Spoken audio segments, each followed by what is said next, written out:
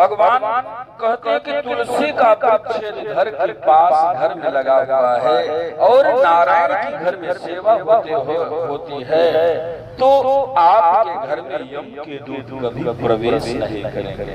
इसलिए तुलसी का वृक्ष लगाएं और तुलसी की सेवा करें। तुलसी नारायण के संग रहती है, शालिग्राम की शिला के ऊपर उनका वास होता है, इसलिए तुलसी का बड़ा महत्व है। साक्षात लक्ष्मी ही तुलसी मानी जाती है। कहते हैं कि तिला पवित्रात विधास्तानम तुलसी परिवृता नीरम निवार्य दुर्मतीया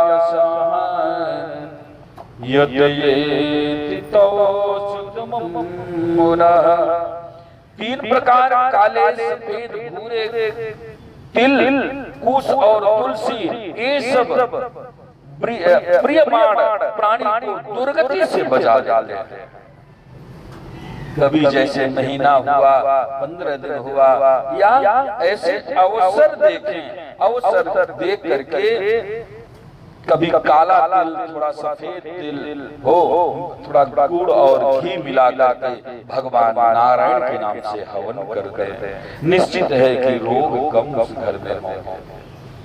कहते हैं कि आसुर दानव और दैत्य तिल को देख करके भाग जाते हैं।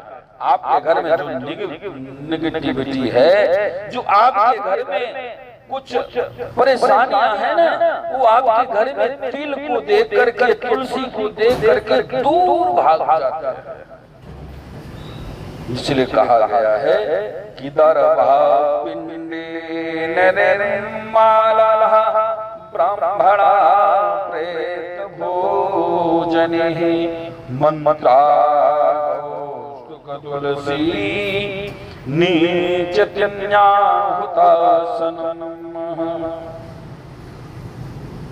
इसलिए पिंडदान में भी हमेशा दर्भ पुष्प का प्रयोग होता है, और प्रेत के निमित्त से भोजन कराने वाले ब्राह्मण नीच के मुख से उच्चरित मंत्र, नीच संबंधी गौ और तुलसी तथा चिता की आग, ये सब निर्माण है।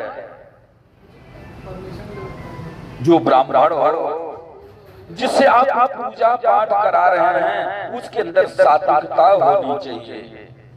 जिससे आप वेद मंत्र का जाप सुन रहे हैं, वेद मंत्र की कथाएं सुन रहे हैं, उस ब्राह्मण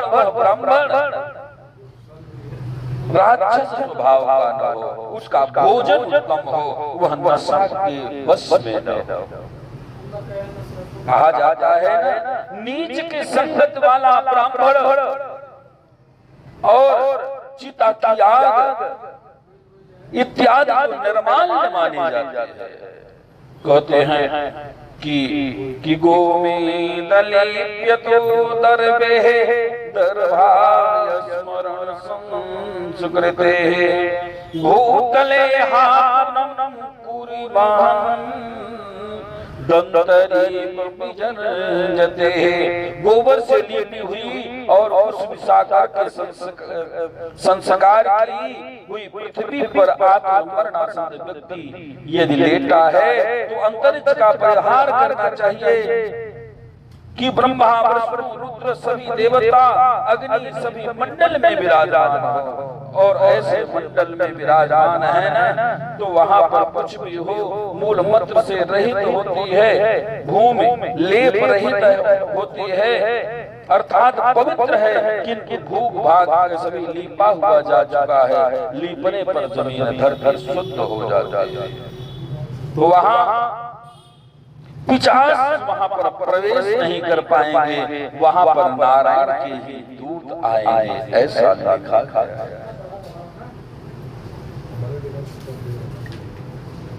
कि शालिग्राम शिला प्रीतिः बिंदु मात्राति कर्मणं सर्व पाप विमुक्तो वैकुंठ भुवनं व्रजेत।